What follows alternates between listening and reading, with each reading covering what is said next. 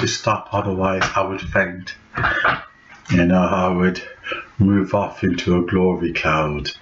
So I had to put a stop to it, otherwise I'd be taken over and I wouldn't have time for this important subject. I had on my favorite bar on my computer. If I just quickly look at the title, and it was Ministry of Lies. Louis Farrakhan supports Arab Muslims raping, enslaving black women in Sudan. Now, the problem, let's go into the psychology of abuse. Any respectable psychologist will tell you that the symptoms of an abuse victim is when you are so caught up in the illusion, so caught up in the web of lies and deceit, that you end up loving the abuser. Now, Louis lying fake Farrakhan has a history of sharing misinformation, and deliberately so, because in America, where race is a big issue, it is quite easy. I'm wearing a nice ponytail today to show my lovely features. It is quite easy to manipulate an audience that is crying for justice and fairness.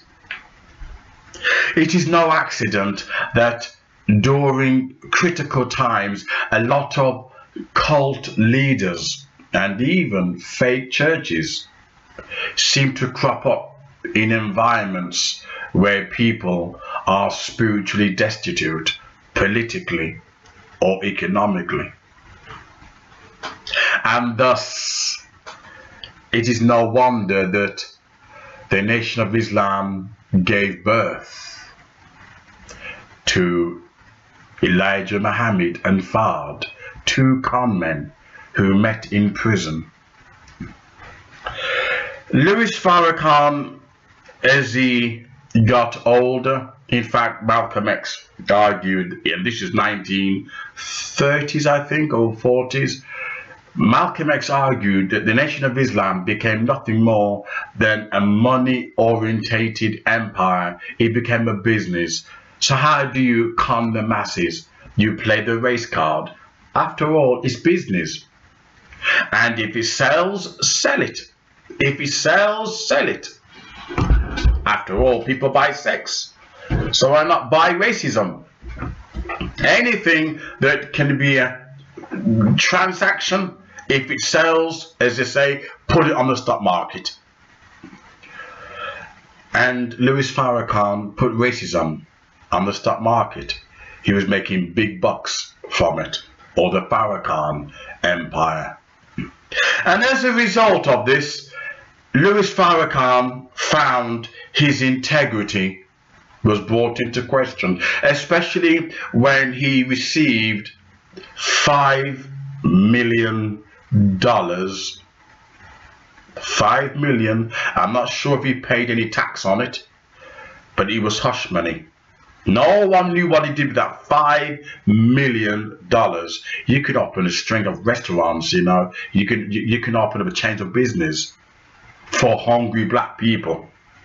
You know, he's sheep. He's dumb sheep. But they still continue being hungry. And the $5 million, we don't know what he did with it. But wait for the shock. His integrity began to be questioned even more when Scientology gave him $2 million to teach Dianetics. But worse than ever, There's nothing more worse than when you will sell your own nation down the river. Louis Farrakhan was on the radio show and he claimed this is a proof that black women's lives have no value. We know that there are 300,000 black Muslim slaves to Arabs to this day in Mauritania and Sudan and Darfur. Louis Farrakhan went to Mauritania, Sudan and Darfur. He came back. I don't know what African dick he's been sucking after all most black men a day, right? He went to Africa and I don't know what tribal dick he's been sucking. But prepare for the shock. Give me 2 seconds.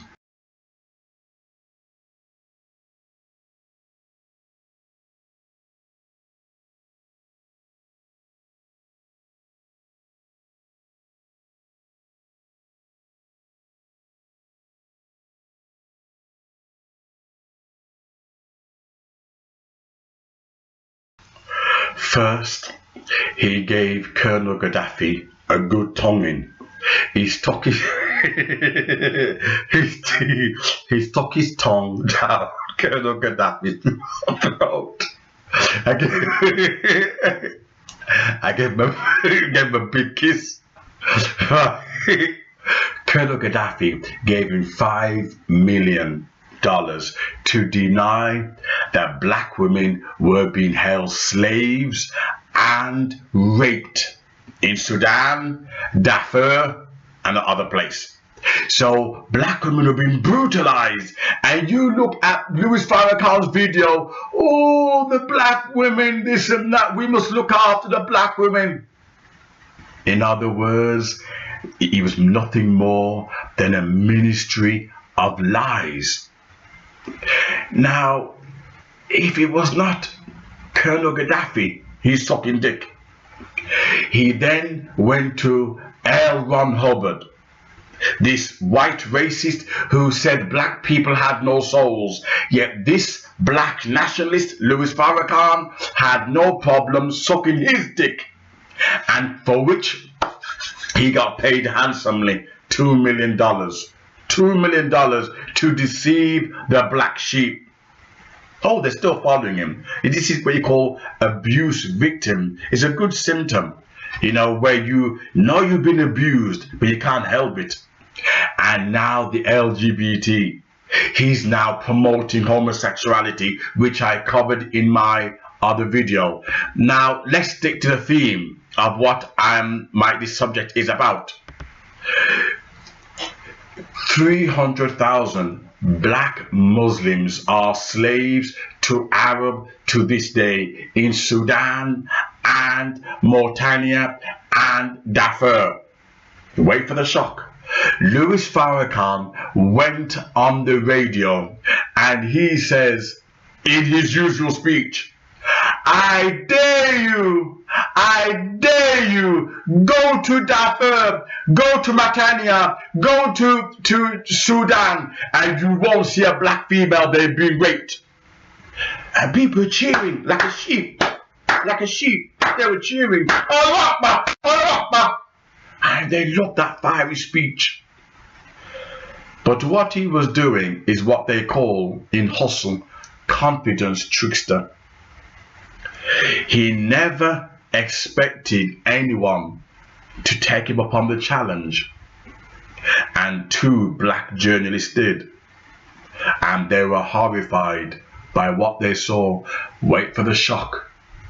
They invited Louis Farrakhan to appear to give account for his lies and deceit, where he denied black women were being raped by Arabs, having the vagina tugged out by Arabs, beaten up by Arabs, raped and brutalized by Muslim Arabs, Muslim practicing Arabs. But Louis Farrakhan, because he got money to deny the blood of his own people, he denied it. he refused to go on the radio. Yeah, that big talker, that big pimp, when it came down to it, he was pushed in the corner. He did not expect two black journalists to take him up on his offer. In all my videos, I always say to people, everything I tell you, go and research it. And if I'm wrong, please sue me. Take me to court. You know something? A lot of people, they talk bullshit, but they never expect you to research what they're saying. And that's why I'm not being showing off, but that's why, you know, I know a lot, because I research everything people tell me, whether LGBT, whether feminism, whether black people, anything, I will research it. Because I don't trust people, full stop. I don't trust people. And I tell you something now. What's contradictory? The Quran forbids the enslavement of fellow Muslims. These are black Muslim females. If the Quran forbid the enslavement of fellow Muslims, how is it that they have no problem enslaving black Muslims? Think about that for a second. If the Quran forbid the enslavement of fellow Muslims, why is it black people were still enslaved and raped and brutalized by Arab Muslims to this day? And it was Arab Muslims were the first to start the African slave trade, not Europeans, Arabs. Think about it. I'll tell you why. As the Quran says, there is no black people going to heaven. All their faces will be white. Those with hair like raisins. Notice my hair is dreadlocks. Notice. You know, so I want to go to heaven. And if I got raisin hair, I come to the Quran, I'm going to hell.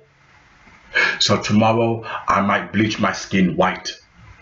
So if you see me tomorrow, I'm white. I want to go to heaven. Because when you're white, you're all right. So I want to go to heaven. Because according to Muhammad, Muhammad said, those with black faces, look it up, will not go to Jannah, paradise. Those with hair like raisins. So maybe that's the reason why so many black men have got balding King Kong hair, like gorillas, because they want to go to heaven. They shave their hair off. But me, I like nice long hair. So I decided I won't have raisin hair. I'll have dreadlocks instead. Because I want to go to heaven, to paradise. But still, it's not good enough. I have to bleach my skin white. There is no room for black people in heaven according to Islam. So I'll stick with Jesus. Muslim black women being raped and brutalized, being deceived by the Nation of Islam.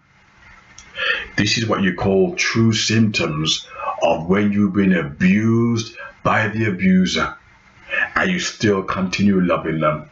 Just like a filthy husband who beat up his wife, or woman beat up her boyfriend, or boyfriend beat up his girlfriend. It works both ways, you know, and you put up with the abuse. You put up with it. It's because you're psychologically scarred.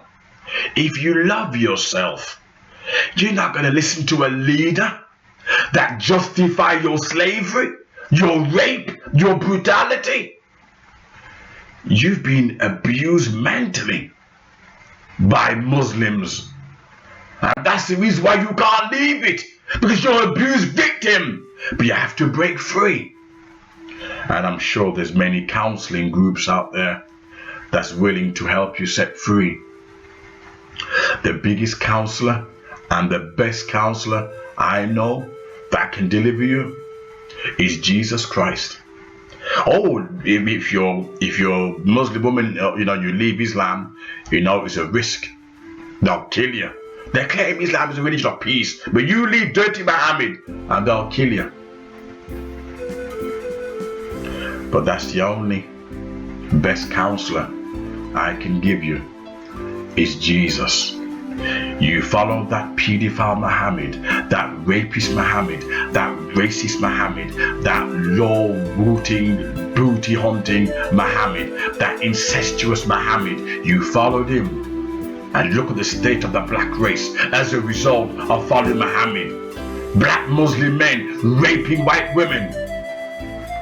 This is what Islam does for you. Make you dirty. Black women, you can do better. Find yourself that counselor. Jesus is waiting for you.